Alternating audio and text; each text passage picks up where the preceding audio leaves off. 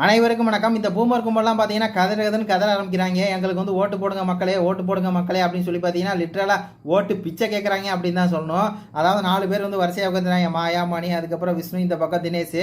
Camera முன்னாடி சொல்கிறாங்க, எங்களை விட்டுறாதீங்க அம்மோ, எங்களை விட்டுறாதீங்க அப்போ, எங்களை விட்டுறாதீங்க அக்கா அப்படின்னு சொல்லி இந்த மாதிரி எனக்கு வந்து ஓட்டு போடுங்க ஓட்டு போடுங்கன்னு சொல்லி லிட்ரலாக வந்து பார்த்தீங்கன்னா ஓட்டு பிச்சை கேட்குறாங்க. அதுலேயும் பார்த்தீங்கன்னா இந்த மானங்கட்ட ரவீனா என்ன சொல்லுது அப்படின்னா, எனக்கு 25 மணிக்கு 25 போட்டுருங்க, மொத்தம் 50 ஓட்டை வந்து இப்படி பிரித்து போட்டுறணுமா.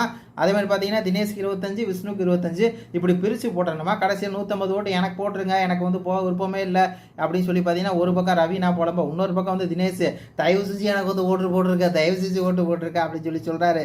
இந்த பக்கம் மணி உட்காந்துட்டு ப்ளீஸ் ப்ளீஸ் எனக்கு ஓட்டு போட்டுருங்க, எனக்கு ஓட்டு வீட்டுக்கு போக விருப்பமே இல்லை அப்படின்னு சொல்லி பார்த்தா லிட்டரலாக வந்து புலம்புறாங்க.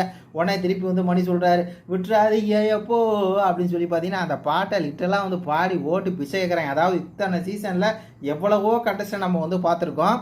மக்கள் நம்மளுக்கு சப்போர்ட் போனால் நம்ம கரெக்டாக கேம் விளாண்டா அப்படி தான் நேர்மையாக சொல்லுவாங்க.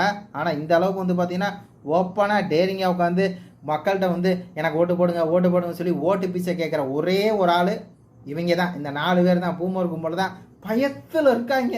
ஐயோ நம்மளை மக்கள் வெளியே அனுப்பிச்சிடுவாங்களோ அப்படின்னு சொல்லி சப்பா அந்த பயத்தோட வெளிப்பாடு தான் வந்து கதர்னு கதறாங்க அப்படிங்கிற மாதிரி இருக்குது. இது பற்றி உங்கள் கருத்துக்களை சொல்லுங்கள். நன்றி, வணக்கம்.